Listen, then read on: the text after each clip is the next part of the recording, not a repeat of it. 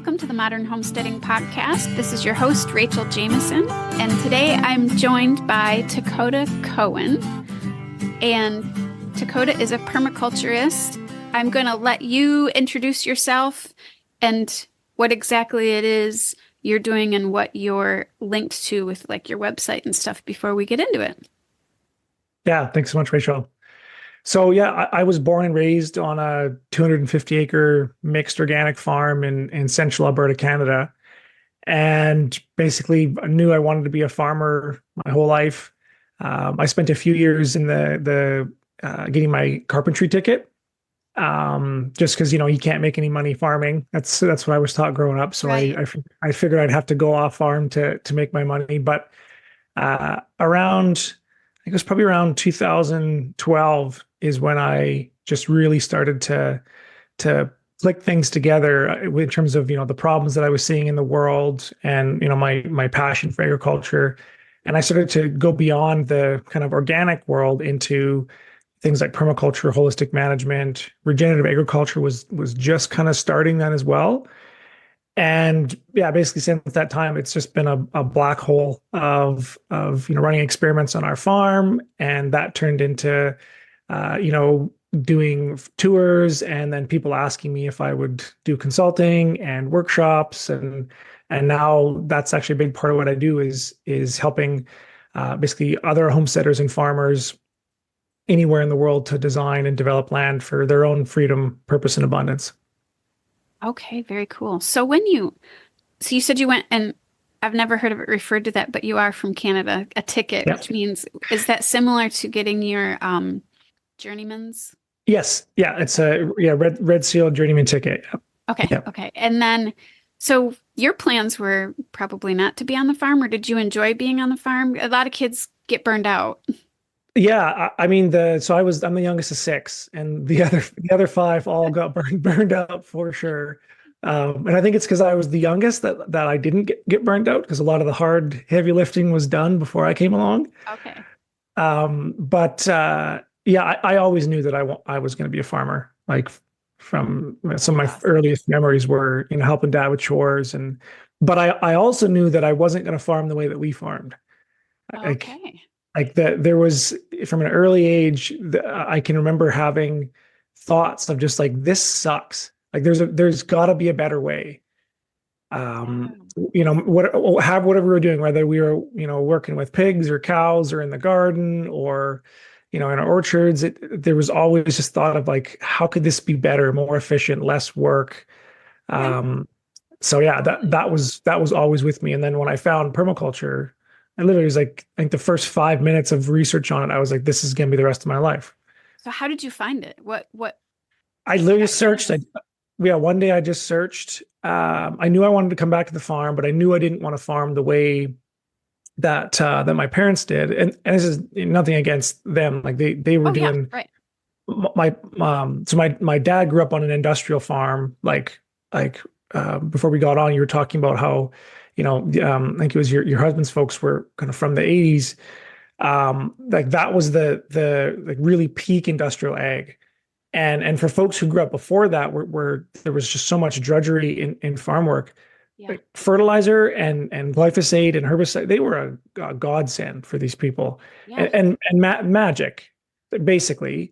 And so for them, they got hooked on it.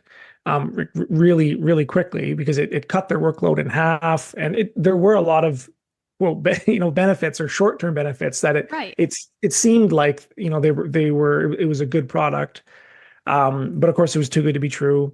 And so anyways, that's how my dad grew up. They were farming a couple thousand acres, hogs and barns, feedlots for cattle, and they had chickens and they milked cows, but everything was a monoculture.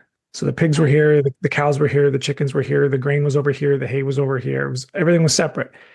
And we can get in this later of with permaculture, but that's the reason they were so much work is because they were separate. In ecosystems, everything is interconnected, and the waste products of one element become the resources of another. And so, basically the essence of permaculture is how to mimic ecosystems so that you can achieve that that same kind of efficiency. So anyways, yeah, come back to my story. Growing up on a organic farm, my dad made the transition from industrial agriculture to organic agriculture in 1988, Okay. which was before the internet. Yes. Right. So Yes. this was very, very early, and there were basically no resources, and they struggled for years. Like, there was no help at that time, especially in our area. There was only like one or two other farmers that were doing it, and they were basically just grain farmers. They didn't have the mixed aspect that we did. Oh, just grain. Okay. Yeah, but yeah, we had pigs and chickens and cows and dairy animals, and we did grain, and Yeah, so I totally get it. I'm probably just a little bit younger than your parents, but we also, we grew up without the internet, and it definitely is it's a different doing research. It's just the internet has broadened our horizons so much, the good and the bad. And it's 20, hindsight's 2020. My husband was raised with parents that grew up at the end of the Depression, the Great Depression. Yeah. And so for them, the chemicals were amazing. Yeah. Like you said, it saved so much time. Yeah. And, they didn't know what we know now. And so, No. I'm not blaming them. It's just how it was. And hindsight's 2020. And now we know that there's ways to do what you're doing. So when you decided that you were going to start moving towards permaculture, since your parents went from industrial ag to organic ag, I'm going to assume that they were kind of excited about this, but still maybe hesitant. Yeah, they've been super supportive with everything that we've done, and they've come like they're right on board right now. But yeah, there was some feet dragging at the beginning, mostly because the stuff was just so. Well, part of it was because some of the ideas were kind of far out there, and also part of it was because a lot of the resources about permaculture are kind of backyard gardens, like it's very, very small scale.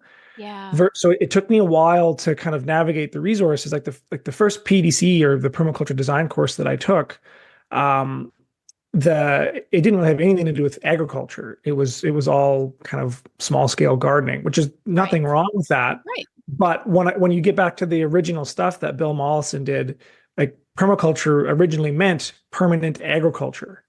It was absolutely like a large scale agricultural system for land design. And then later on, it was broadened into permanent culture. So it was all aspects of human society, ranging from financial systems to educational systems to buildings and gardens and crops and all this stuff.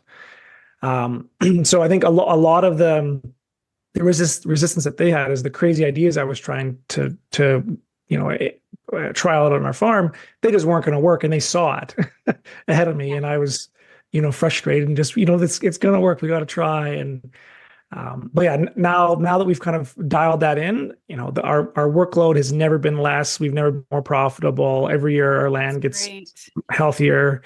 It seems like it's too good to be true, but when you start to partner with the ecosystem processes, like magic starts to happen. And it is the kind of real magic that I think the industrial kind of green revolution was looking for, except as opposed to coming from a laboratory, it's coming from nature. Now, when you look at, I've seen the aerial photos and video of your place, and people will be able to go to the links that we're going to provide to look at that. Did it look totally different? Because now you have this all designed, and that must have taken just a ton of work for you to totally change all that. Like again, you can go back in if you have like Google Earth Pro or any kind of GIS systems, and you can go back and see the old photos, satellite photos of our farm. Like in 2012, when I first took my permaculture design course and came back, like our farm was indistinguishable from any other farm. We were doing full tillage. We had all the wetlands were drained. We had our cows were basically in feedlots for 6 to 8 months out of the year, even though they were organic. Like the only thing that we weren't doing is we weren't using fertilizer and chemicals, but everything else was just as industrial as everybody else. And every year our yields got less. We had more weed problems. Like things were going downhill. So just because you don't use chemicals and fertilizer doesn't mean you're a good farmer. And that was a big insight for us, is that it's a lot more than just not doing Yeah, and using the chemicals. I think a lot of people don't understand that organic farming, most industrial scale organic farming, is still industrial, and it still looks almost exactly the same. Yeah. When you exactly. drive by it, you probably really can't tell the difference. No. And permaculture is just it's vastly different. Yeah. Yeah. So you started doing this, and you started changing the property. Mhm. And what, I guess, just get into that and how, because you're doing some really cool stuff. Yeah. Yeah. So one of the things we started out with was redesigning our farm's kind of relationship to water. So in our area, we usually get only about 12 inches of rain a year, or 300 millimeters if you got some folks on the metric system. Yeah. And in the wintertime, we would only get the equivalent of, say, 2 or 3 inches of rain. We might get a lot of snow. We don't get a lot of snow. Maybe a foot. Like this year, like we've been in a bad drought for a couple of years, and this year we might have gotten the equivalent of like less than an inch of rain in our snow, like maybe 6 inches of snow. And it's light, fluffy snow. It's not like the wet snows that you guys get down, where you're at, where it's like, yeah, I'm in Michigan, so we get lots of snow and lots of rain. Yeah. Except So like except for the last 2 years. Yeah. Yeah. Like we're lucky, and where I live, if you go, even 30 minutes kind of any direction, you'll either get drier or wetter. So I'm kind of right in the middle, but just half hour away from where I live, there's not enough moisture for trees to grow naturally. Like I've noticed that short grass prairies. Yeah. Like where you're at, you've obviously tried to bring trees back, but I've noticed around you there's not a lot of them. Yeah, and that's largely just because of the industrial agriculture, clearing trees to grow annual crops. But like I said, just a few miles down the road, you can't even grow trees if you wanted to naturally, or they don't grow wild because there's just not enough moisture. Okay. So, and then tag that on top of it with the fact that our water tables have been dropping for 100 years. So my great grandparents settled here back in 1914. They literally built their log cabin into the side of a hill, and raised a few kids there. But they had hand dug wells that they were getting fresh water out of the ground. Now, like, our springs are gone. There's no creeks flowing year round in our area. And our wells are hundreds of feet deep. So like this ecological degeneration has been happening for a long time. So fast forward to, when I was a kid, we had already burned through 2 wells by the time I was born. And, when the cows came in to drink water, we had to like time when we were going to shower and wash clothes, because there wasn't enough water from our well. We would get about a half a gallon a minute production out of our well. So then we tried to dig another well, and that wasn't great either. And it's kind of salty water. So anyways, when I came back to the farm and I was like, I want to plant orchards and, do all this crazy stuff, it was like, well, where are we going to get the water from? And we knew we couldn't go down. So we had to look up. And then it's funny because like I just had this memory at the time of a kid. My favorite time of the year was the spring runoff, where there's that, 2-3 weeks of, basically there's just rivers flowing everywhere, and then they're gone.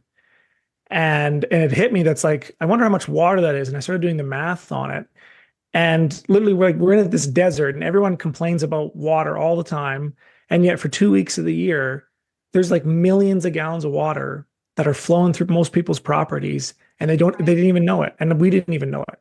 So with that, we started to, okay, how do we basically slow, spread, and infiltrate that resource Right. to help, solve this problem. And that led us to experiment with a lot of different things, keyline subsoiling, swales, dugouts, dams, flood irrigation, um, doing kind of beaver dam analogs, which is kind of like mimic what beavers would have done in the landscape.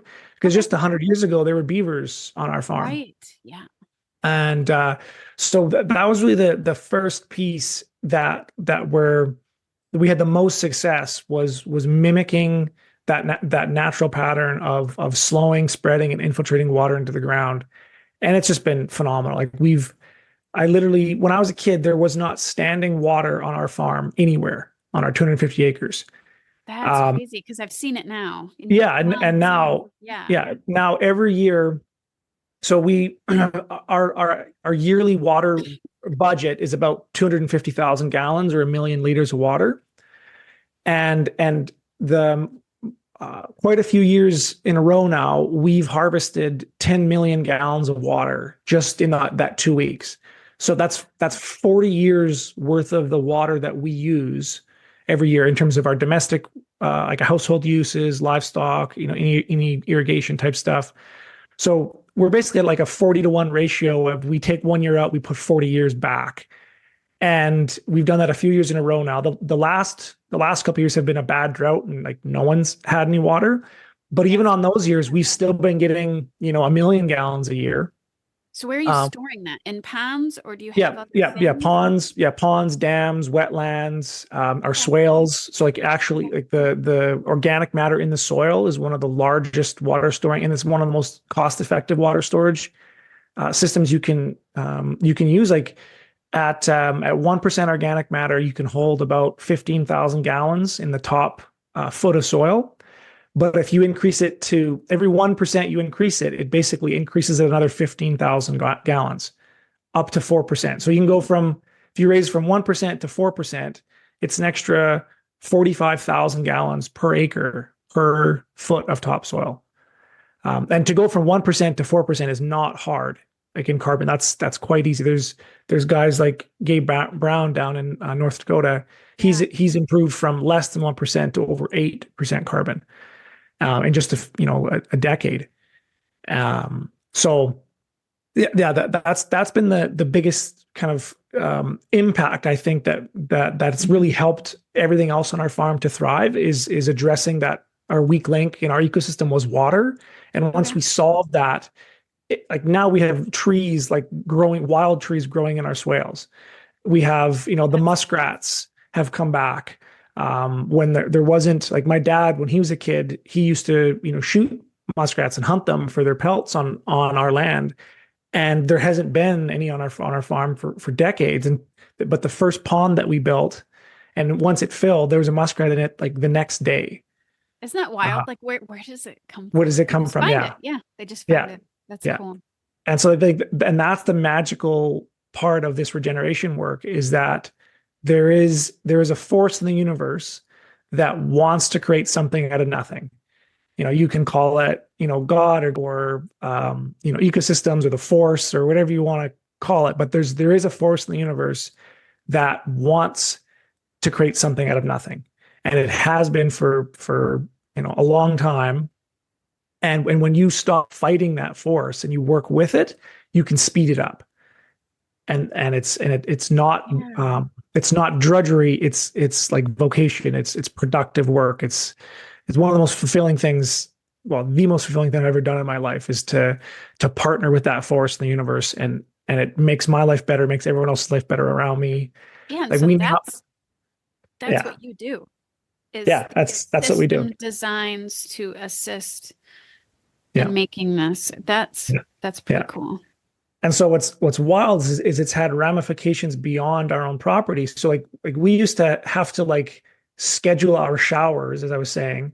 Now, like we waste water. Like we'll use 3,000 gallons a day just to irrigate our lawns and our gardens.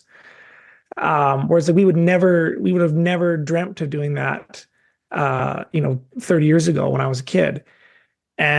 But it's actually expanded onto our neighbors now, where we gave a farm tour a few years ago, and one of our neighbors came, and after the tour, they approached me and they said, "So that's why our well has been getting better."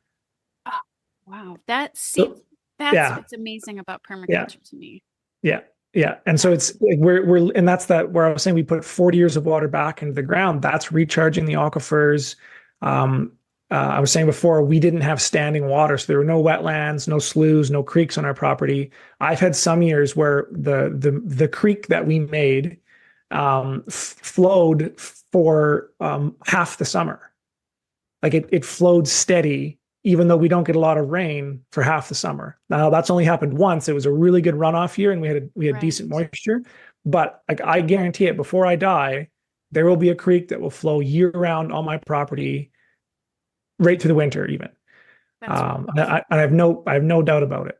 And there wasn't even one before. That's what's cool is if you go back, 100 years before more before it was this land was settled, there wasn't even a creek then. So we're gonna make it better than it was, before we started to degenerate it. so have you taken when you said that they had filled in the ponds, so did you put the ponds back? You obviously put the ponds back in, so you dug those back out. And did those just kind of um then naturally start reverting to what you have now, which is cattails and the duckweed and all that? Yeah, so there weren't necessarily ponds before. It was like wetlands. So this would Okay. be, you know, there was a few spots where there were beavers. So the beavers will, if there's a foot or two of water that stays year round, they'll actually dig out, a spot deep enough in the middle where they can build their dam and their lodge and live, right through the winter. But there was nothing, major. But what had been happening for about 100 years is that those wetlands were slowly drained. And so, basically is in a dry year, what farmers do is they just cultivate it and then they just ditch. And they're constantly trying to get it to run off. And if it pools up anywhere, then they'll dig that part out, and it's kind of like cut and fill. And or they'll, cut a high spot, fill it into the low spot just to get everything to run off. And by the time Right. my dad bought the farm, it was like they had done a good job. There was no water anywhere that could stand on our farm. So all I did is we went back and, using topographical maps, you can see where these points in the landscape where they did the cutting and filling, and Okay. I just closed them off. I just kind of built a little dam here. Um, and so now we have spots where, a 20-foot tall dam wall or a road that's, maybe only a 20-foot long, that's only like 2 or 3 feet tall, backs up 5 acres of water. And Okay. there's 330,000 gallons of water in an acre foot. So it's a So your huge ponds are amount. pretty shallow then. Some of them, but then I have Okay. I have other dams that are in the landscape because those wetlands are more for infiltration and for growing Okay. cattails, as you're saying. Okay. But I have other ponds that are 20 feet deep, and Okay. they're for irrigation and access to water, year round. Because even if it freezes, it's not gonna the ice won't take all the water away. Okay. Yeah. And did you dig those that deep then? On those ponds? Those were all done with excavators and bulldozers Right. and stuff like Okay. that. Yeah, because that's what I was wondering. Like, if you don't have a Yeah. natural wetland on your property, you can come Yes. in and dig those and create Absolutely. that. Okay. Yeah. That's cool. Yeah. And then in addition to that, we built a network of they're called swales or berms and basins, which basically connects all these dams and wetlands together, so that, say, when one fills up, then it would overflow into this swale, almost like an eaves trough system on your house, and then it would convey it to the next one. And when that one's filled, it conveys it to the next one, and it just, Yeah. now a drop of water that were to fall on the top of our property might take 3 kilometers before it can leave. Right. Uh, yeah. That's So cool. we have over 3 kilometers of these swales on our property, plus about probably 10 million gallons of actual water storage in terms of these dams and kind of renovated or man-made wetlands. So I watched a recent video, which is available on your website, where you did an interview with Curtis Stone, Yep. and you talked about the fish, the fathead minnows that you're using. Do those go in the bigger ponds or are those in the shallower ponds? Like, how is Yeah. all that?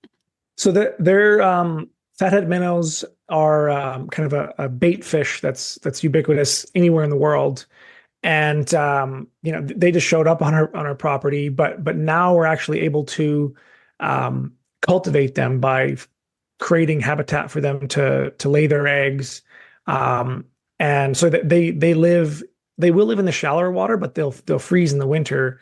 But in Okay. our deep ponds, absolutely, yeah, they live right through the winter, and yeah, they're super prolific. I think a single female will lay 3,000 eggs in her lifespan, and in 90 days, those eggs will get to 2 inches long. It's almost like the size of like a small sardine, like you'd see in a can, and they're delicious. Or Do you the eat them females, too? yeah, the females Yeah. are quite good. The males have because of the hormones that they produce, they have a bit of a chemically taste, but the Oh, females are just as good as sardines. huh. I Um, love sardines, honestly. So, yeah, yeah. And like you fry them up, you eat the whole thing, like bones and all. yeah. They're that small. Oh, yeah. And but I haven't done it for a few years, but we did some experience feeding them to pigs and chickens and dehydrating them for like pet treats and stuff like that. And yeah, it's really phenomenal. The challenge is, in Canada, we're not like the States in a lot of ways, where there's it's illegal to do aquaculture here with native species. So it's Oh, like a okay. $400,000 fine if you're caught with a live fish more than 10 feet away from a body of water. Wow. Uh, Okay. so it's pretty, yeah, pretty tricky. If I was in the States, the aquaculture I think is one of the most undervalued and most abundant and most secure and like the lowest hanging fruit in terms of food production and just value that any homesteader could do is get into aquaculture.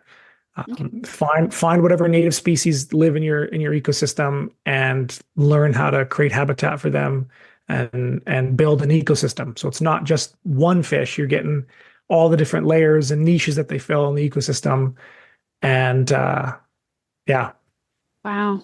I forget about, just the rules and the laws and how they stop us from doing some of the things that we want it's to do. pretty Yeah. sick. Yeah, yeah. I But forgot to ask what grow zone you're in. we'd be Do we like do grow a zones? zone.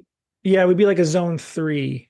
I thought so. Wow. That's because Yeah, I'm 5 and that's difficult enough. So your last yeah. freeze date must be like into June. It's usually March, or sorry, May 15th. Okay.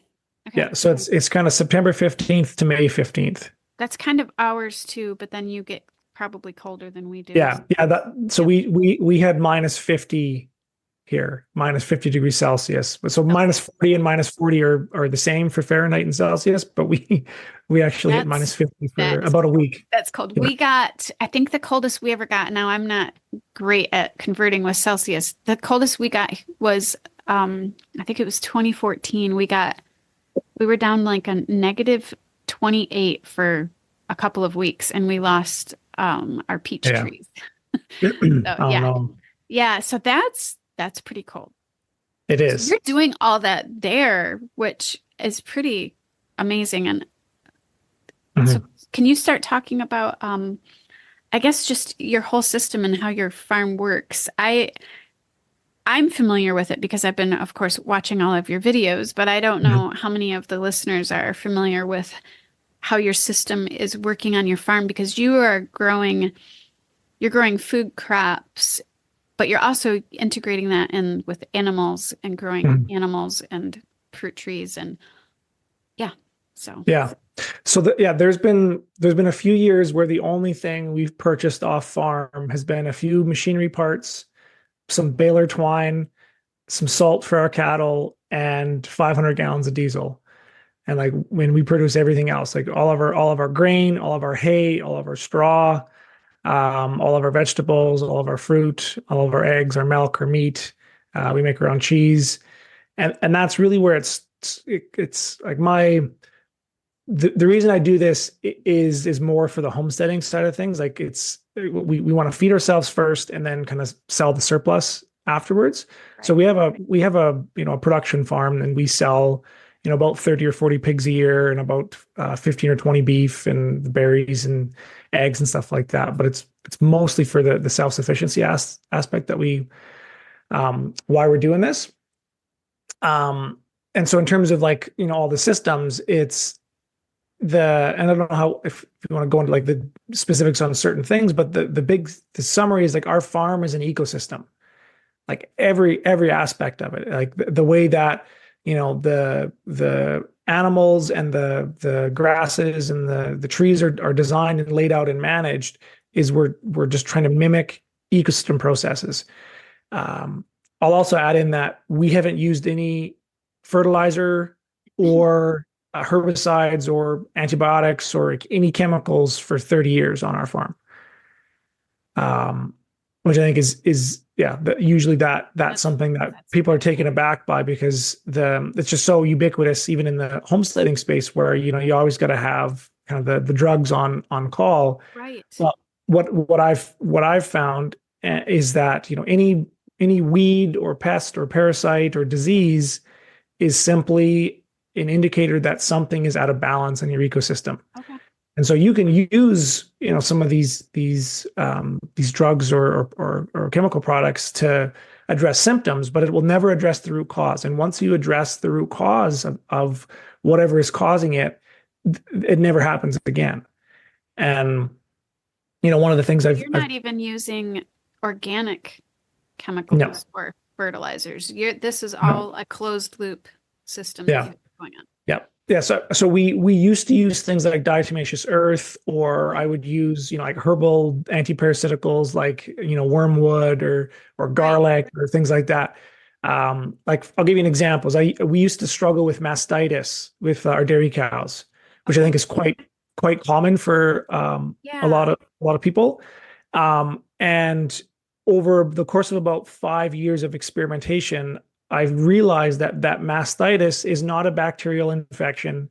It's not caused by dirty straw or not using the teat dips or, all the things that people say. It has nothing to do with that. What it is it's separation anxiety that the cows have with their calves. I remember hearing you say this. Yeah. Go on. Yeah. So other people can hear this. So and at the time when I figured this out, I wasn't aware of it, but now I've discovered there's a new system of health called German medicine that basically follows the same idea, which is that all quote diseases or human illnesses are biologically meaningful and they're actually good. So the diseases are there to actually either protect us or help us heal from a particularly stressful event. Okay. And so we basically have all mammals, and I think plants as well, because this is where the diseases and pests come in for them. But we all have we've evolved for very long periods of time to have, like if like with the mastitis, for example, I was only getting it when my dairy cows were on a certain pasture. And it happened the same whenever I moved them to that pasture. Every year they got mastitis on that. And as soon as I moved them off that pasture, the mastitis went away. It took me 5 years to figure that out, but through process of elimination. And eventually I realized, okay, what am I doing differently about that pasture versus any other one? And the difference was that pasture was across one of our main roads. And so with dairy cows, typically, or the way that we do it is we lock the calves up at night, so that in the morning, the mothers are standing by their calves. You milk them before you let them out with their calves. The calves get the rest. And then all day long, the calves take the second milking, and it reduces work for us and, a bunch of benefits. So the difference was in this one pasture that they were on is because it was across a road, the cows couldn't come back to see their babies at night. Oh, okay. That was the only difference. Every other pasture, the cows could go in the little shed that I kept their babies in. They could go in and touch noses with their babies and just say, "Hey, how's it going? Okay, you're safe. I'll go back and graze." They were only 50 50, 60 feet away. They could literally see each other across, but there's a fence in between them and they couldn't physically touch. And Oh, that's why that's where they were getting this mastitis. And as soon as I changed that design where I just made an alleyway so they could come back and see their babies, I haven't had mastitis since. I mean, it just makes so much sense, as a mom that breastfed Yep. her kids, all of the hormones that take place during that physical touch, it makes Yep. a lot of sense. Yep. And so if you get into the German new medicine theory of what because it's the same in humans, is that if you have a separation conflict with your child, you as a mother will want to produce more milk to help soothe your baby, so that when you are reunited, you'll be able to help to soothe them. And so when these calves and were bawling at their mothers all night long, Yeah. they're getting stressed out, even though they can literally see each other across this pen. Yeah. It didn't matter. And so the mastitis, it's not a disease or an illness. It's actually there to help the mothers produce more milk. Interesting. And so if you take that same analogy, and I don't want to get into the weeds on this, but without exception, every single disease, illness, without exception, is the result of some kind of a conflict or something that's out of balance in the ecosystem. And this is the same thing with weeds too.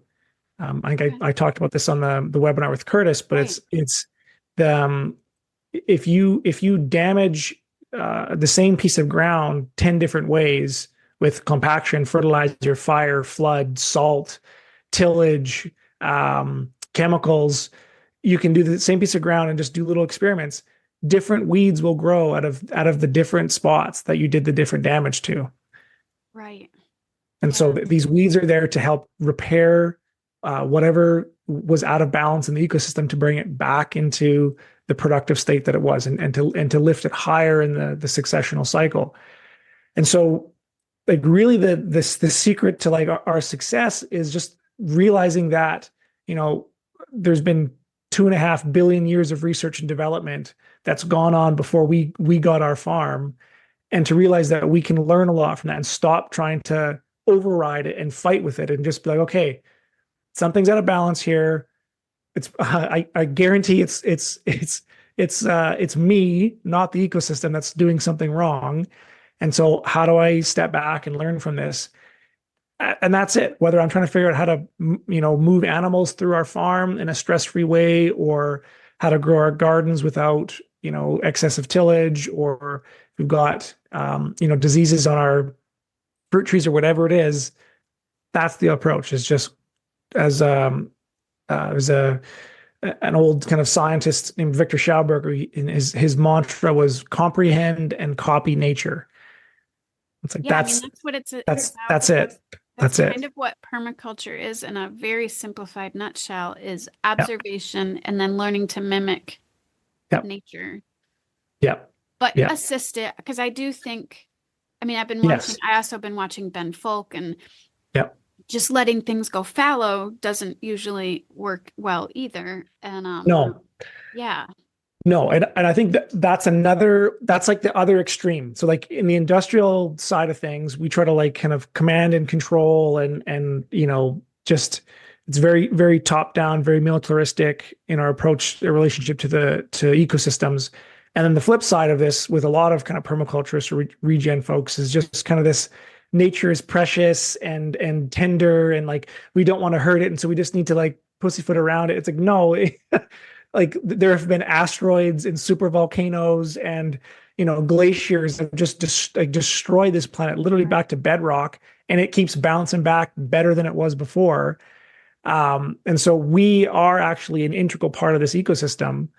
And if we, as an organism within that ecosystem, learn our proper role, we can actually speed up that process.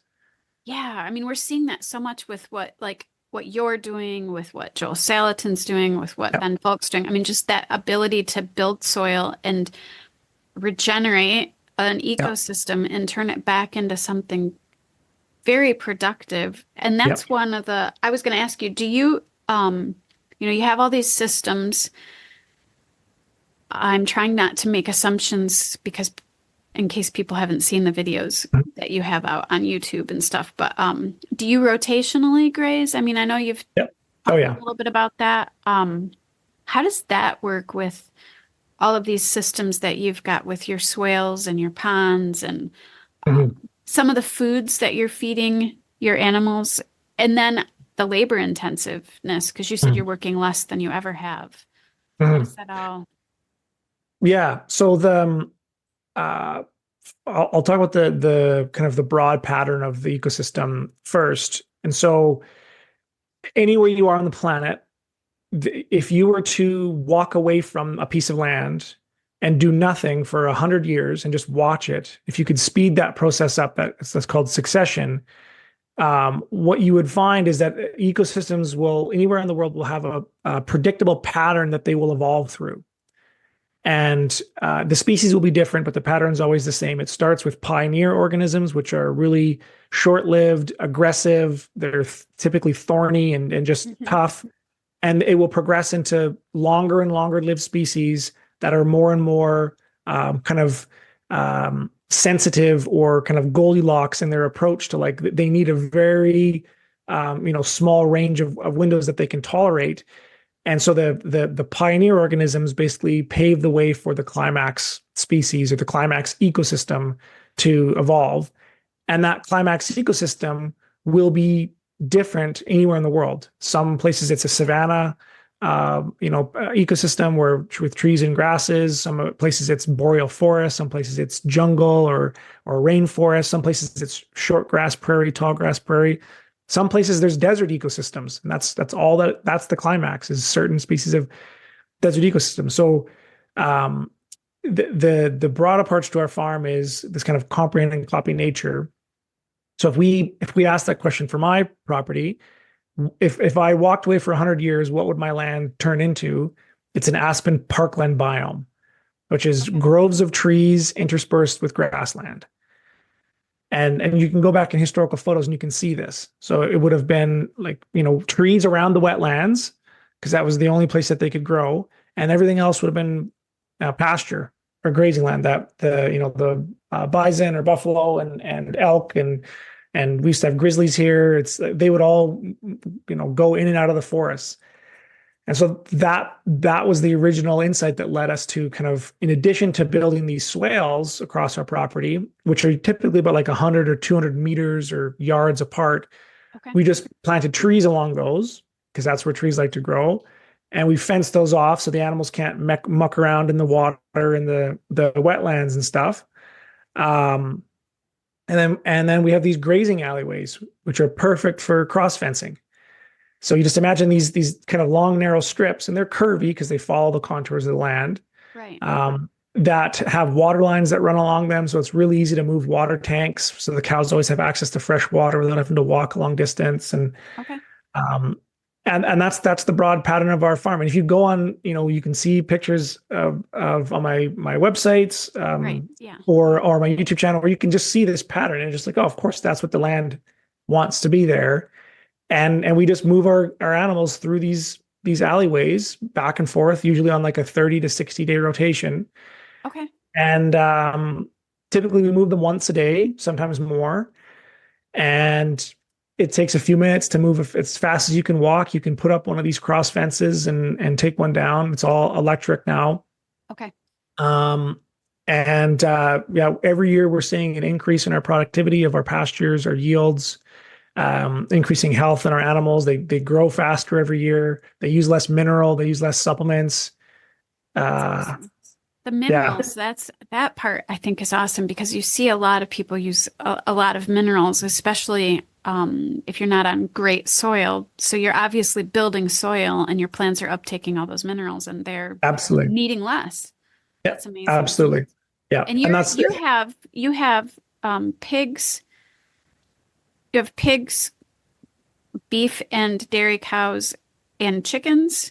Do you have yeah. other? Those are the main Okay. domesticated species. We've had a few ducks here and there, and a few Okay. horses and a few sheep, but the main ones are, yeah, pigs, chickens, beef cow, and the pigs, chickens, and the dairy cows. They're kind of part of one ecosystem. Our beef cows are usually separate, Okay. just because they don't require as much management, so they can go further away from All right. our inner zones. Okay. But yeah, that's those animals, like chickens, dairy, some kind of a dairy animal, and pigs are like the holy trinity of kind of, That's what I was going to ask you. So when you're homesteading on or like a smaller scale and maybe you can't have a cow, would you substitute a goat in there, like a milk goat or? yeah, goats, sheep, absolutely. You can get smaller dairy animals. Like most of our like that, my integrated livestock system that has those chickens, the pigs, and the typically we have about 4 to 6 milk cows that we milk half of them at any one time. So we're Okay. milking 2 to 3 cows at a time, 30 pigs, 200 chickens.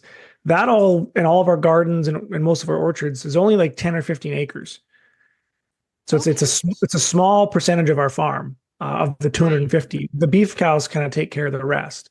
But you're growing So the grain on the rest of it, which, we aren't anymore, but we were at one point. Now all of our land is in either pasture, or we do a bit of what's called swath grazing, which is okay. you're still planting annual crops, but you're planting them later so that you can swath them right before it snows Okay. into these windrows, and then that the snow preserves it so that the cows can eat the Oh, swath nice. underneath the snow out in the pasture rather than being in a corral. Okay. Um, Now, why do you say that the dairy, well, I don't know if a milk goat is considered dairy, but a milk yeah, animal, why do you yeah, say that that is an integral part of this system? I know that well, I'll let you answer. yeah. So, I mean, you could live for several reasons. One is you could live off milk, whether Right. it's dairy or sheep or goat. And there's many people who have like the Maasai in Africa, who are some of the healthiest people on the Yeah. planet, literally live off of milk and blood, and that's all they eat. So it's an absolute superfood, and it's probably the lowest hanging fruit in terms of I think there's like 3,000 plants that a cow can eat worldwide that humans can't. Okay. And if you're talking about goats and sheep, there's probably another couple thousand that Right. we can't eat. So they can literally turn, unutilize, like just wild vegetation. So it's not even like Right. annual crops, or just like whatever's growing naturally. They can walk out there, and in 24 hours they can turn it into, milk, butter, cheese, and meat and fat, Wow. and you get huge amounts of fertilizer out of them. Like it's magic. Like Yeah, that's what I was there's wondering if it had something to do with not just what they provide for us as food, but as ruminants, what their stomach does to totally. grains for fertilizing the Yeah, ground. I mean, because yeah. they have, especially cows with all their Mhm. stomachs, they're not like other animals like chickens with one stomach, Yeah, yeah, yeah, yeah. So they can take, relatively poor quality forage, and it basically within 24 hours turn it into, the perfect fertilizer that you can put okay. directly onto, any crop, and it won't burn them. And like a cow will produce 50 pounds of fertilizer a day. Yeah, that's crazy. Yeah. And then have you ever integrated any, like you were talking about all the different feeds, so I know that I'm pretty Mhm. sure you're aware of this, but like something like the white mulberry as a fodder tree. I mean, especially on a I'm small trying. I'm scale. Yeah, I don't know yeah, how well that grows up there because you're zone yeah, three and I think they're yeah. zone five-ish. Yeah, we're right on the edge. So I've planted honey locust in the past. Okay. So Gladacia triacanthus, for folks who are, if you're trying to look up the Latin here. And then I did some mulberries last year. Okay. Um, the honey locusts have survived. They aren't growing very well, but all I need is one. And so I'm Yeah. planting, thousands of them Okay. to try to get, one or two that will make it through, and then I'll Right. have those genetics, and I can start to work with them. But absolutely, like trees are um, another one of those kind of magical elements that just provide so much. And once you get it established, they require very little energy to keep going. Right. But other species that we have that are working well is things like caragana or Siberian tree shrub. Okay. We use maples, poplars. Okay. There's there's a lot of other silvopasture or agroforestry trees that we are using to Okay. And you're starting, but you are using some silvopasture there then? Yep. Okay. Yep. Cool. Yep. Yeah, there's a few videos that kind of show some of the grazing systems that where our particularly our dairy cows are, but even our beef cows, like all of our swales, we've planted trees along them, and the goal there is to help provide shelter because we live in a very windy area here too. Okay. And like there's been a lot of research that's done to show when your house or your animals have access to a shelter belt, they'll use 20% less energy. Okay. So that's just what, even if they're not eating it, it can provide benefits of slowing the wind down. Then they're also capturing snow. They're helping to moderate the water tables. They are a lot of the trees that we plant, the pioneer ones, they fix nitrogen. So they're actually pulling nitrogen out of the air and injecting it into the ground for free. And sometimes it'll be like tens to hundreds of pounds of nitrogen per acre per year that some of these trees can put in. I know that you have I'm going to say it, I think I'm remembering it right, sea buckthorn? Yes. Yep. You have that. Is that something that you use for your animals or just you? Because I know that your farm actually sells a tea out of that. Yep. Yeah. So absolutely, we use the so not for our animals. Like okay. I would like to get into sheep and potentially goats for that reason because they just go so well together, particularly the sea buckthorn and buffalo berry and caragana. Because in order to harvest them, the most efficient way is to cut the whole tree down. Oh, and then does it just grow back? Coppice it, yeah. So you kind of like a rotating coppice. Okay. And so in that way, you can keep the berries and the leaves for yourself, but then you can feed the branches to your sheep or goats. Very cool. And then when they pull eat the small twigs, which they can digest, or they pull the bark off, you're left with firewood. And for us, like a small scale system, those species would be just phenomenal. And we have played around with it. It's called tree hay, where you basically you're cutting branches off of certain trees at certain times of the year, and then drying them like you would hay in a barn or something. I have done that with certain species for our cows, but they can't utilize the branches, which is yeah. So that's another system that I think just goes really well. You can create really efficient systems where every aspect of it's being used. From the berries to the leaves to the branches to the firewood, and when you prune certain trees that are nitrogen fixing, they actually release more nitrogen into the ground. So if those tree rows are positioned, say, next to your garden or next to your food forest or fruit trees, like the act of cutting it and harvesting it actually will release fertilizer into the ground. So you can really create these. It's synergistic systems where 2 + 2 = way more than 4. Okay, yeah, I have actually put a bunch of white mulberry and poplar and things out at my property to use for coppicing and hay trees later, and I just got a bunch of sea buckthorn seed, so I'm hoping that I'm able to get some of that planted. Yeah, they'll be they'll be quote invasive in your area. Yeah. We'll have to make that work.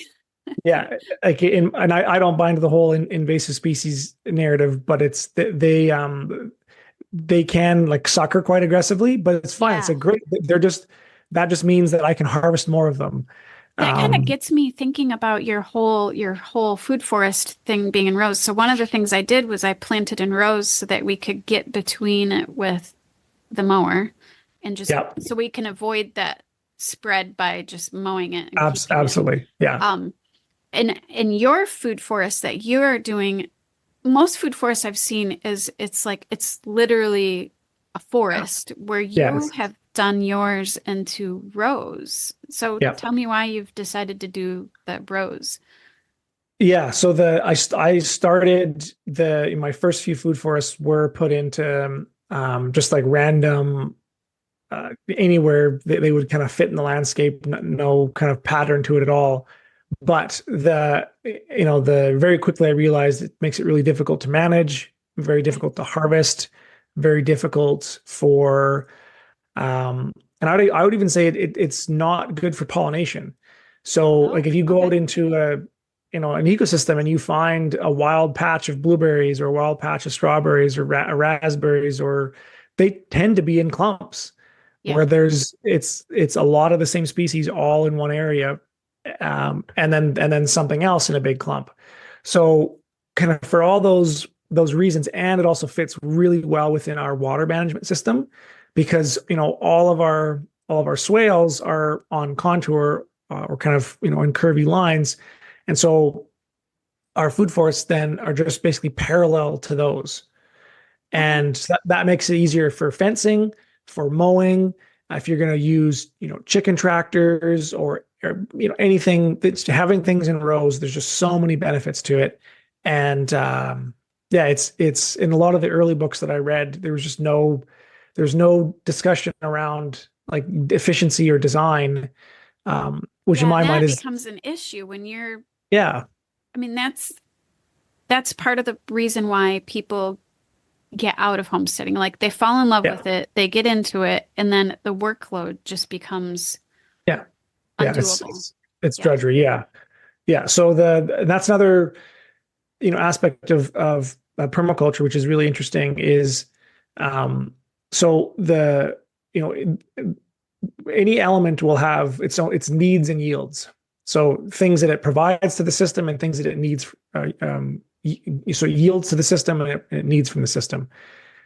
Now, if you as a designer, if your system or if an element needs something that it can't get itself from the system, it will result in work.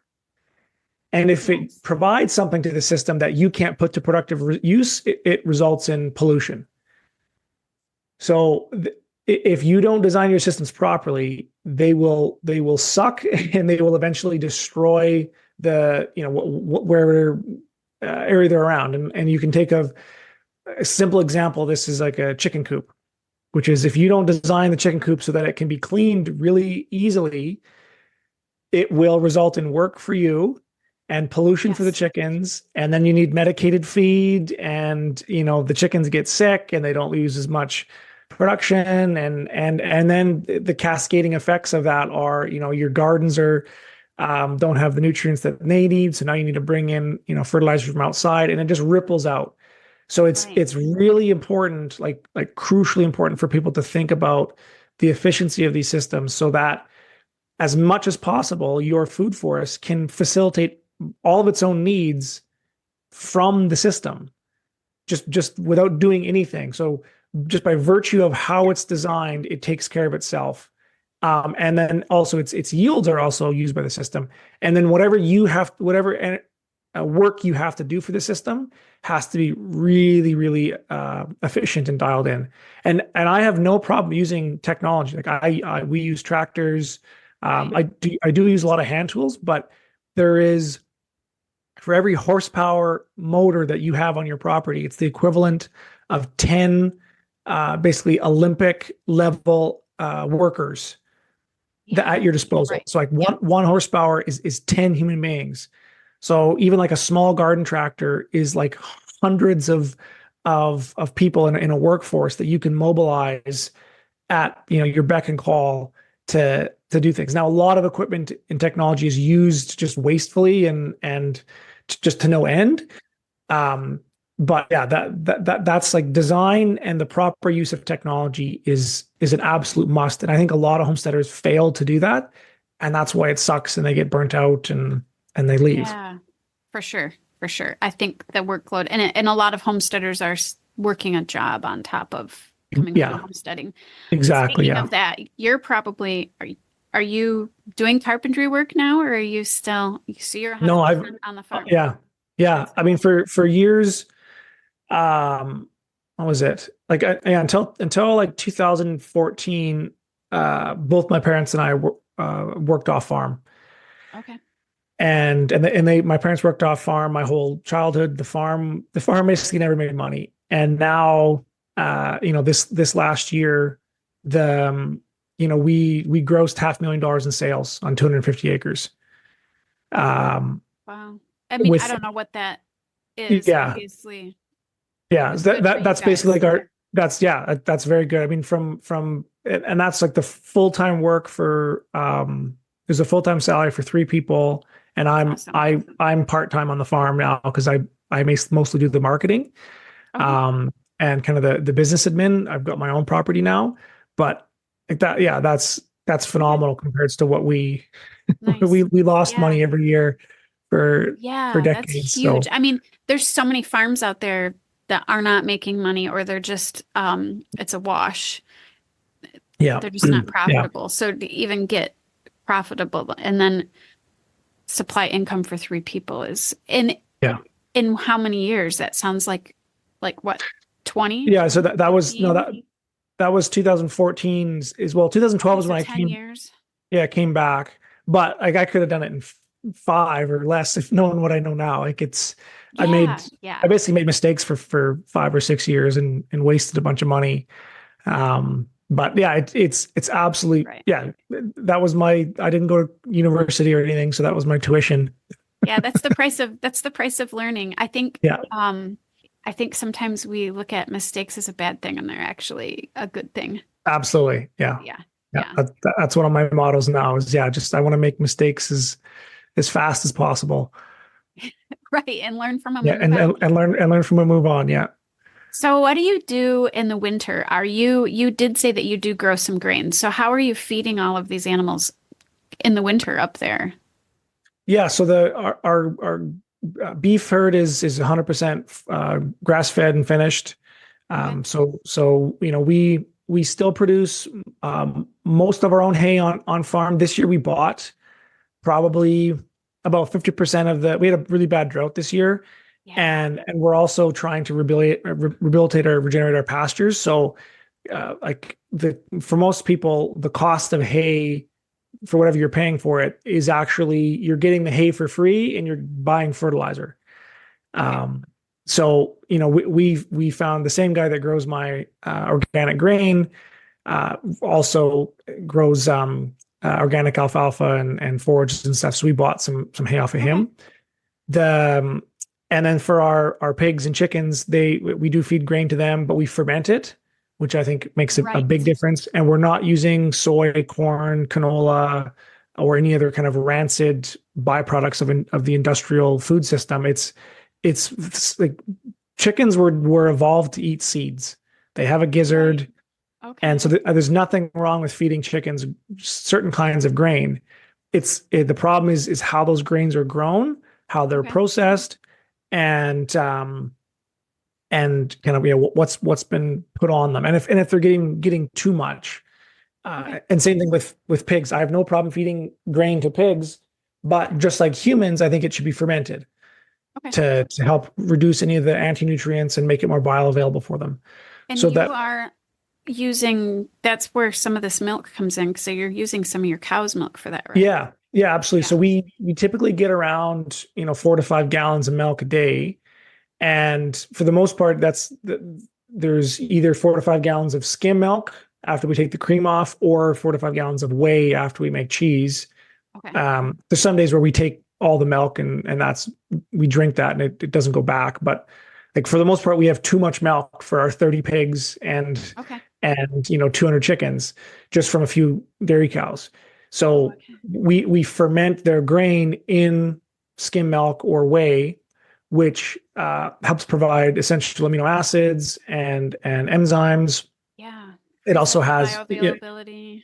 yeah, and it provides the nutrients in itself. But the fermentation process, just for the same reason humans benefit from eating sourdough, pigs are the same way, and chickens are the same way too. Okay. Yeah. Are you growing? So you said you're doing soy. Did you say soy, corn, and wheat free feed for your chickens? Soy, corn, and canola. So our Oh, feed is basically wheat, peas, barley, oats is the grain mix. okay. We're starting to this year. The guy that's growing my grain. He's growing all those species together, and we're gonna add in things like flax, hemp, Okay. sunflowers. all in Nice. one polyculture grain. So he's harvesting That's it with awesome. one combine. So it's literally like a food forest that we're planting as an annual grain crop because they've got the emergents, the highs, the mediums, and the lows all in one ecosystem in a grain field. And so yeah, all that's in the grain, and then we grind that on farm, and we feed Okay. that to our animals. We also sell feed Okay. um, off farm as well because it's really difficult to get the Yes. good quality feed that isn't filled with GMOs or chemicals, or it's rancid. And Yeah. I think in the States it was worse. Like it was a year ago, there was like the problem. Everyone's chickens stopped laying, Yeah. Yep. and I Yep. can't remember You've what heard. it was, but it was something they were putting in the feed, wasn't it? It was like a I can't new. remember either. It was something to do with the feed, but I also think some of it was the protein content had gone down a Okay, little bit. yeah, yeah. And so like this is where this industrial food system has just gotten so sick where all it does is it looks at these macronutrients and it doesn't care, where the protein's coming from as long as there's protein. Right. But it fails. Well, they're using sesame seed oil, which is high protein, but it's rancid because it was Yes. pressed on one side of the country and then shipped all the way across, and then they bleach it to try to get the Yeah. rancid Forget the taste. chemicals they use to even process Grow. the seed Yeah, it's oil. Yeah. so for most people, like that's what they're getting for Okay. their feed for their animals if they're buying it in the store. So it's already rancid, and it has all these additives and things that are put into that they don't need. So yeah, we've grown our own grain and made our own feed for decades because we didn't want to deal with that. And now we've gotten to the point where we're producing enough that we're providing about 100 other homesteaders in our area That's and small awesome. That's farms awesome. all their feed for their animals too. And it's cheaper than it's beyond organic, it's fresh, all these things, and it's cheaper than what they're paying for those 50-pound bags of feed when they go to the hardware store. So what is the protein? I mean, are you getting chickens that require less protein? Are you somehow breeding them that way? The Or what is your protein Yeah. where are you So getting your protein source? the peas and the Okay. wheat have enough. So the like that base ration is about 15 to 16% protein. Okay. And with that, and if the chickens are foraging, that's all the protein that they need Well, to in your to way. yeah, and the whey. But even I have some customers who don't feed the whey, don't feed the milk. Okay. They're just giving our grain. But that will be like a layer ration. For Right. our grower and chick starter, we add in a certified organic wild caught herring meal. That's really Okay. high protein. So it's actually an animal or a fish protein. So you're And not using your fathead minnows Uh, yet. I mean, we are, but it's at a small scale that Okay. we haven't developed it enough. Okay. But absolutely could be. We also use duckweed is Right. another thing that we use to supplement our protein, which duckweed's 40% protein. We feed that to our pigs and chickens. If we were on like a homestead scale and it was just for ourselves, Hmm. absolutely we could provide all the protein needs. We wouldn't need to buy fish meal in from the East Coast. Right. But Okay. because we're Bigger you know scale. we're Yeah. we're we're larger scale and we're growing feed for all these other farms, we just can't produce it Right. enough. However, my hope is that by adding the feed with the sunflower, the hemp, and the flax, that will boost the protein even higher. And I may not need these fish meals anymore. Right. And Well, I, and and we that hemp adds in your omegas too, Yeah, which is great. same with the sunflowers and the Right. flax and like hemp. I think is like 30% protein. Peas are about 20 or 30% protein. Right. But the problem is like I can't put enough peas in to the ration because peas have their own anti-nutrients that are Right. tricky to deal with Yes. too. So yeah, I'm going with a diversity rather than just kind of focusing on the macros. And I guarantee, like if I gave my feed ration to a nutritionist, they would say, "Well, this won't work for an animal." Well, we've been doing it for 30 years, and I've got 100 customers that have done. Some of them have done side by side trials where they're feeding, a nutritionist balanced ration in the same chicken tractor right next to it, and ours they do better on our feed, So how right did right you, next to it. so with that, they're growing it, if they're going to grow it all in one field, is that all going to ripen at the same time? Are you feeding some of this green? And how did you find a farmer that was willing to go and do this wild experiment? So we were our own guinea pigs first. Okay. So I think I've got a few presentations where I've talked about the kind of our multi-species grain mix that we did, which was barley, peas, oats, wheat, and then a whole bunch of different cover crops, so like turnips and radishes and clovers and in the understory. And there's enough guys around the world that are doing this now that's not so crazy. Like even on a commercial scale, they're doing, it's called intercropping, where they'll grow, say, like wheat and lentils together in the same field, and they'll combine, or oats and peas is another really common thing that even like massive, 10,000 acre farms are doing, in particularly in organics. So like 15 years ago, there's no way I could have convinced anybody to do this. But now that we've done it, and there's enough other guys that have experimented with it, I had to hunt around a bit. But once I found the guy, I basically showed him the spreadsheet where it's like, here's all the things you're going to get out of this. I can pay you this much per ton for whatever grain you can provide. I'll take as much as you can grow. And it's just, it was money talks kind of a thing. Because in addition to the grain that he's growing, he's getting the straw that he would harvest. If you just plant wheat or oats or barley, the straw has basically no feed value for cows. Okay. But if you add in peas and sunflowers and radishes and turnips and all these other things, now that straw is just as valuable as hay, which like the difference between a bale of straw and a bale of hay is like, almost 5 to 10x the value. So this guy who grew my grain for me, and I told him, because we've done this before on our own farm, and our animals love it. And there's ways you can feed it so that you're mixing in hay that it, you're not going to have issues with malnutrition or anything. But the value of, by doing these multi-species together, the value of the forage that he gets off of the crop for his cows is almost more than the value of the grain itself. That's awesome. Well, and then on top of it, he's getting the diversity in his soil of growing. Yeah, so it's exactly. It's actually like a cover crop.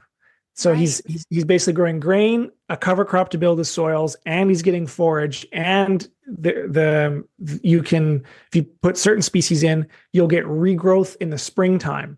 So you can get an additional grazing off of the spring regrowth before you plant the next year's crop.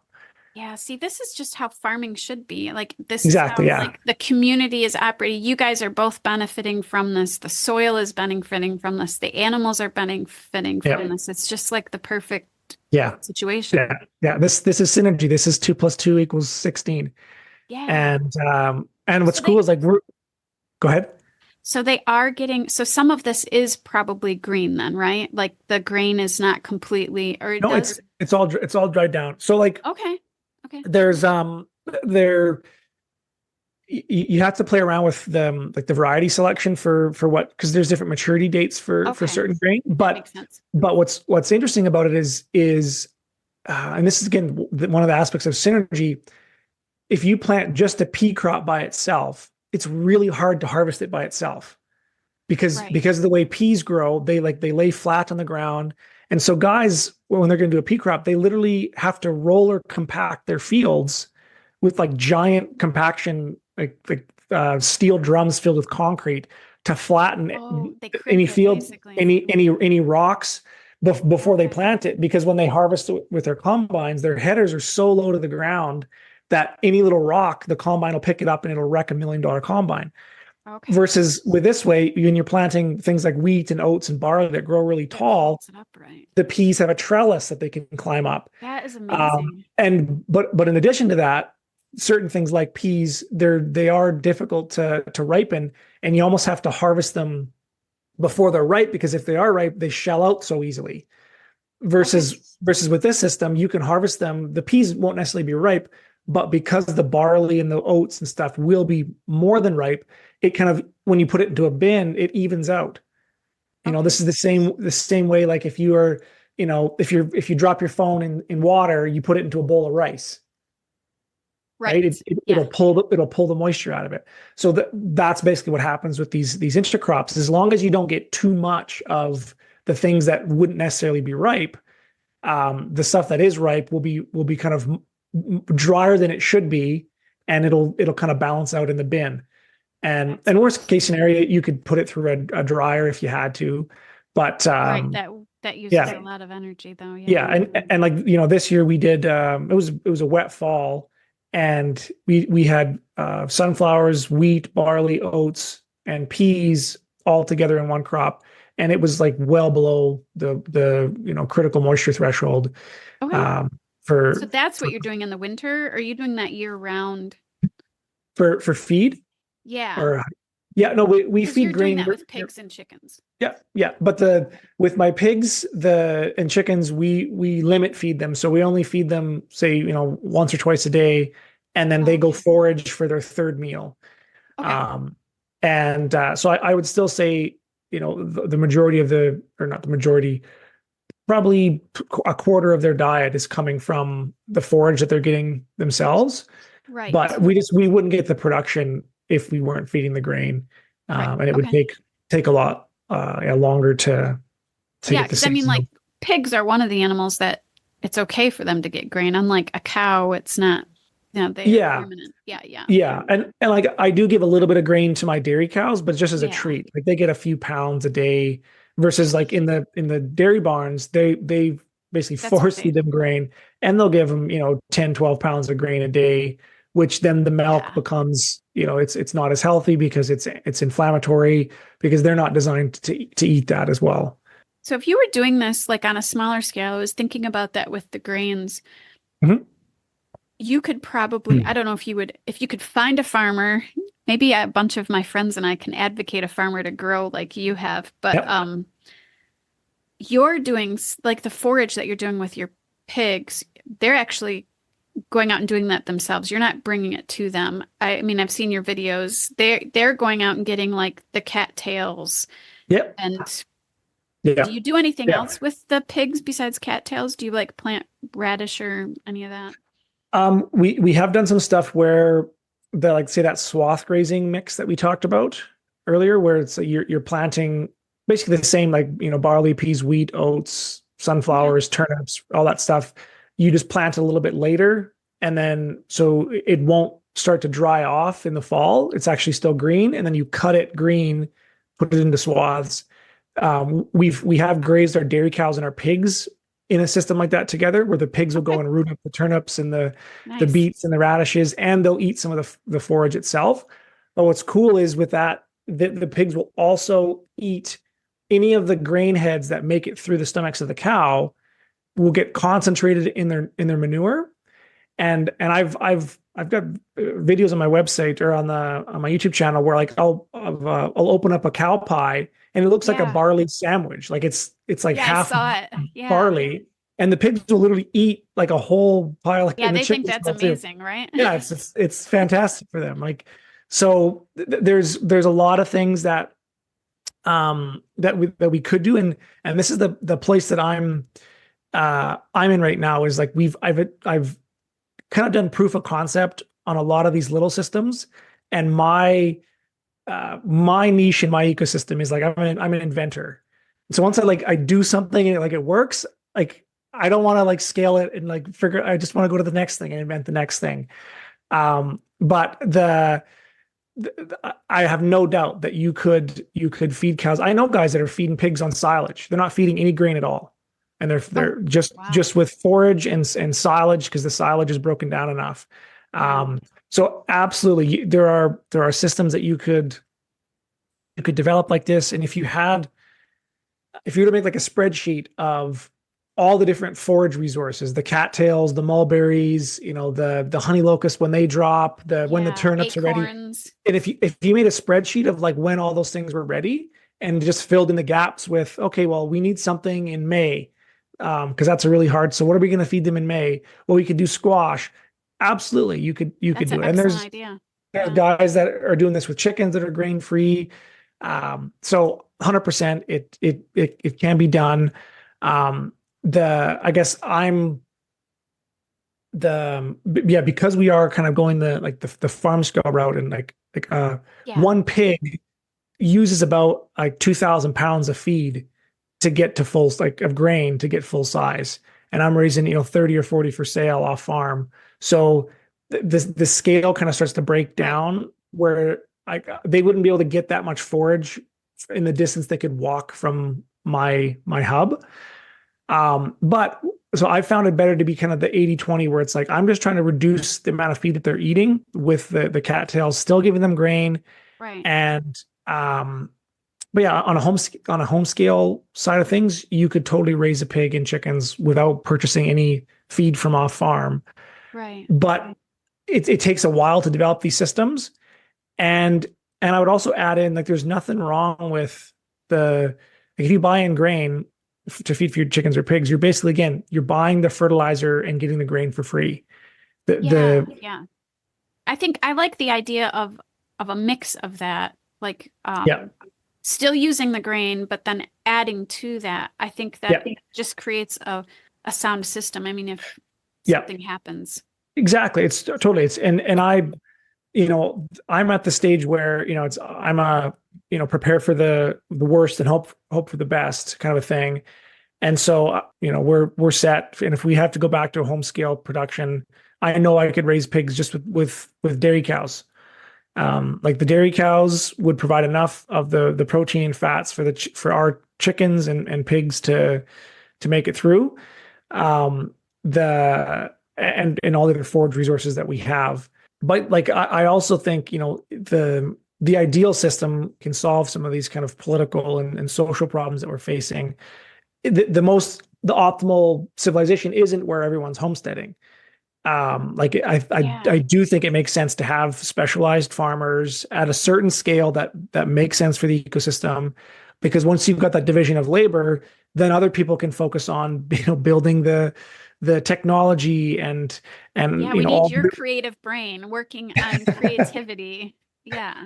Yeah, but not even mine. Like, there's people, like, we're talking to each other across, thousands of miles with this amazing technology, and that wouldn't happen unless there was a surplus of food and someone could spend, their whole life working on have nothing to do with agriculture.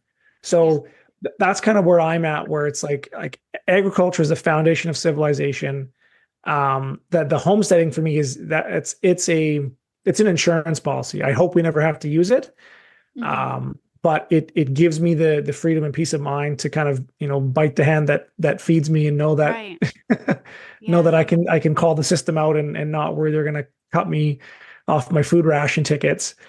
But yeah, long term, I guess, answering your question around, like, could you grow all of your own feed and be like a self-sufficient farm? Absolutely. But I don't think that's the best thing. I think it's better to, like you said, find a local farm who can specialize in that, who already has the equipment, and help them transition so that they're growing this kind of regenerative grain. And because that will free up, everyone in your community to then focus on what they're passionate and really, really good at. You can still have a few chickens in your backyard, but the effort to try to get it a system where you don't need any grain or any feed for your pigs, it's hard. You can do it, but, like, that's your full-time thing. Yeah. And I think it's becoming more and more unusual for people to have, like, your family has been obviously homesteading this piece of land for a long time. It's becoming more and more unusual for people to have large swaths of land. Where I live at in Michigan, which is northern Michigan, like way northern Michigan, we don't have massive farms that have, when I say massive, I'm talking 200 acres is really unusual. Out west, thousands and thousands of acres is not unusual, but here it's really unusual for people to even have 100 acres. So to find that farmer here that does have a couple hundred acres and that equipment, to me, it feels just the obvious thing to do. And then it also builds that community resilience. Yeah, so, absolutely. Yeah. Well, and it's been so cool because, like, all of my customers are homesteaders, and they're all working off farm jobs, but they want to have this piece, and, like, just they're so grateful that we've been able to kind of solve this piece of the puzzle, because probably not the same in your areas, but you can't buy feed now in our area unless you have what's known as a premise ID number, which is basically a certificate from the government where you have to tell them how many animals you have, where they're located, and Oh all these my other, word. you can't buy feed, you can't buy dog food, you can't buy udder balm, like salve for your cow's teats. So that they're slowly starting to Wow. close the noose around us. Now, Um, how is that a new thing?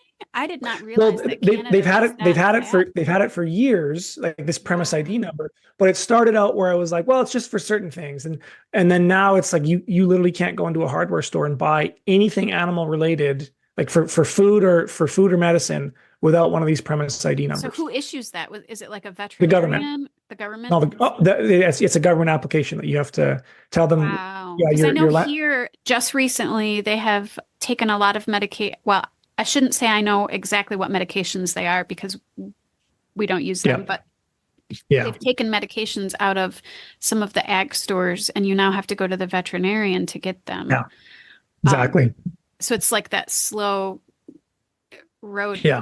That is crazy. So when somebody buys through you, are they Yeah, supposed to do that? there's no paperwork here. Yeah.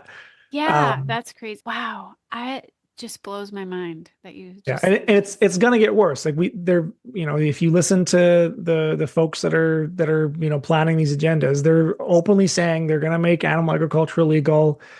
Yeah, all They're because supposedly animal agriculture is bad for the that's environment, which yeah, it's just nonsense. you have shown that the way you're doing things is actually better for the environment because you've brought water back. Yeah, well, the water and the like. One of my goals is that I want to have a new bird that I don't recognize come through my farm every year. And every year for 10 years, that's been the case. I have to get the bird book out. What's that guy? So like Okay. we're increasing biodiversity every year. There's new plant species that I've never seen before. We're improving soil health, all these different things. Well, yeah, and you Uh, brought back muskrats that came from yeah, who knows where, and you got yeah, fathead minnows that you don't know where they came from, and yet this is supposedly bad for the environment. It just blows my mind that yeah. And there's the latest these one are from people that are so removed from actually being on a good quality yeah, farmer homestead that they don't yeah, even yeah. understand. Yeah. Yeah. Well, and the latest report I saw was I think it was from the World Economic Forum, which was how like small scale kind of homesteading, backyard gardens type agriculture Yes, I was saw that. more bad for the environment than industrial agriculture, which is I kind of take that as a compliment. yeah, Like I do. so many people are gardening now that It's it's that. we Yeah. have reached their to-do list that they're trying to Yeah. make us look bad. So I mean that's kind Yeah. of a compliment to me. I agree.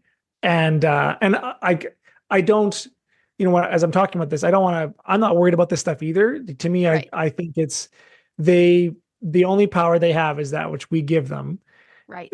I don't think they're going to come out with the military and they're going to do it all by voluntary. They're going to like the mandates, the last few years. Now there's, well, it wasn't forced. It was all free choice.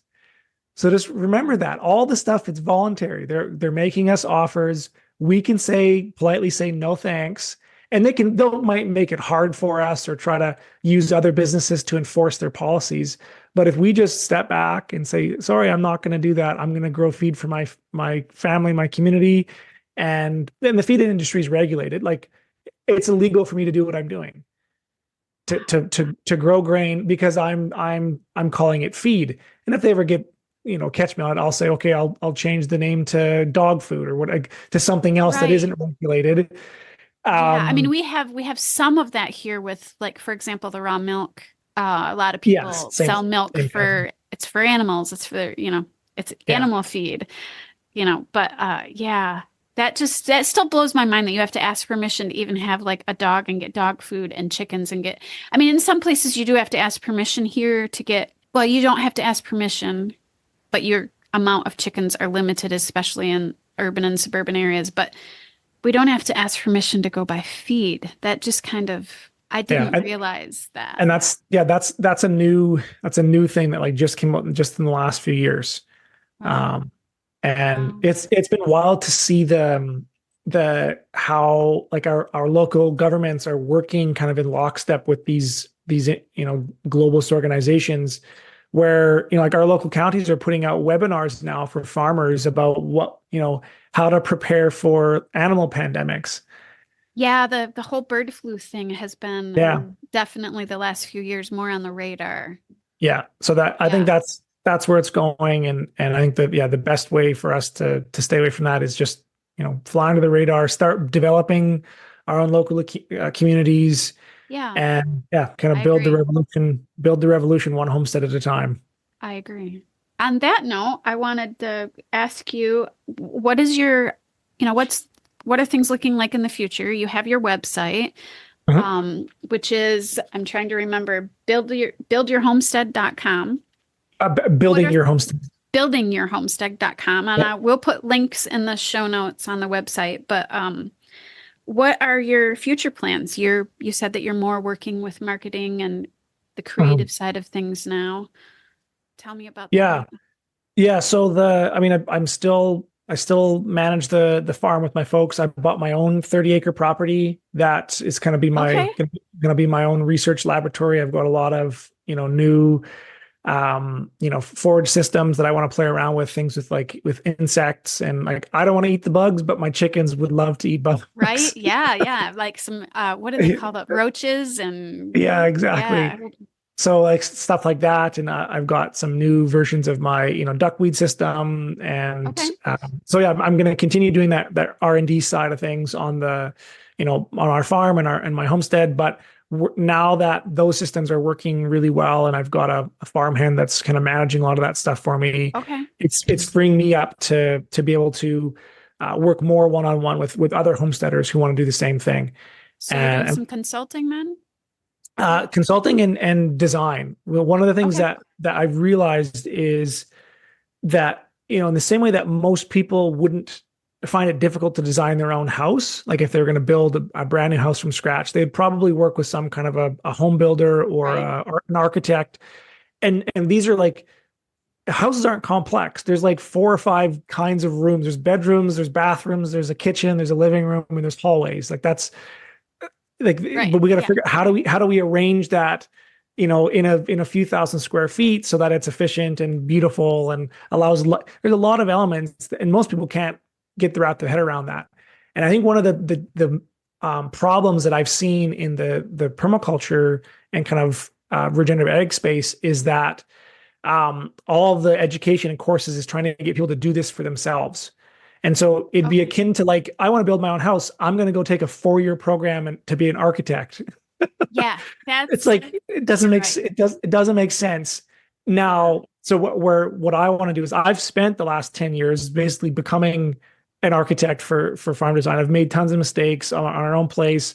I've had the opportunity to work with other clients to help design their properties out. I've tried to teach other people, and you can do it, but it takes 4 years. So Yeah. this is another example of the division of labor. Is like it's better for certain people to specialize in homestead design or farm design and let other people specialize in the management of those systems. So, I've got a great team that I work with now where we're all homesteaders ourselves. We've got a landscape architect, a literal landscape architect who can, take my crayon drawings for, how farms should look and turn them into actual, like really functional drawings for anywhere from a few acres to, the largest property I've worked on was a 30,000 acre ranch. Wow. And thinking about how to mimic these ecosystems and manage water flows and access and where buildings should be located and all these different things to build these interconnections and these synergistic relationships between elements so that the properties will be efficient long term. And if you can get the right thing and the right amount of the right thing at the right time in the right place, the rest of the stuff's easy. Right. So that's kind of where we're at right now is we want to help homesteaders anywhere in the world or farmers to design and develop their land Okay. so we can design it for them, we can design it with them, or they can design it themselves. Like I've got a book, I've got courses on how to design this stuff so we can kind of meet people wherever they're at and provide whatever level of support they need, whether it's just, an hour of consulting here and there, or a full-on, homestead design package where we work with you for like a month or so 2 months straight to, diagnose, clarify your goals, diagnose your whole property, come up with a design, come up with an Okay. implementation strategy, and then a long-term monitoring approach for you to make sure that you're on the right track and kind of anywhere in between there. Yeah, I think, and that's all people can find all of that on your website. Yeah, yeah. Buildingyourhomestead.com has, and there's also Okay. free resources on there. There's links to my book, and I've I got a had forgotten podcast. about your book. What was the Yeah. title of your book? So it was called Building Your Permaculture Property. Okay, that's right. Yeah, And yeah. yeah, and that was a 5-step process to design and develop land. But and it's a great book, and that's the process that I use to design and develop land. I just started to realize that for a lot of people, like some people want to become an architect, Yes. and if that's the book you should read. If you want to be a homesteader and just farm and just or keep your off farm job or whatever it is, and also homestead, then I think it makes sense to. And there's lots of other great designers. You mentioned Ben Falk. There's Yeah. guys like Mark Shepard. There's yeah, there's lots of kind of Right. farm or Yeah. homestead design companies out there. Probably one of the biggest mistakes that I made early on is that I even though I wanted to become an architect, is I didn't lean on the professionals that were already there enough, and it would have Okay. saved me a ton of time and tens of thousands of dollars, Okay. um, if I would have done that earlier. Well, is there anything else that you wanted to mention before we close the podcast? And I'll just close it with one of my like favorite quotes from Bill Mollison, who's the founder of permaculture, and he said, because this is really my impetus for why I got into farming and homesteading and permaculture. He said the central problem is that the central problem with all revolutions is that they're utterly dependent upon the systems they're trying to overthrow, and that they produce more bullets and words than they do food and shelter. So he said the most important thing that we need to do is to transition from consumers to producers.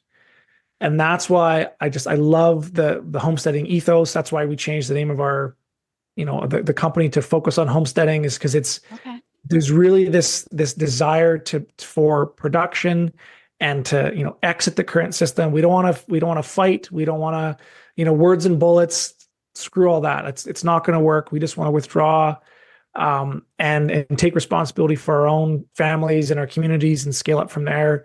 And I love that I like that quote. vision, that vision that Bill put forward, which he also summarized as, permaculture is a revolution disguised as gardening.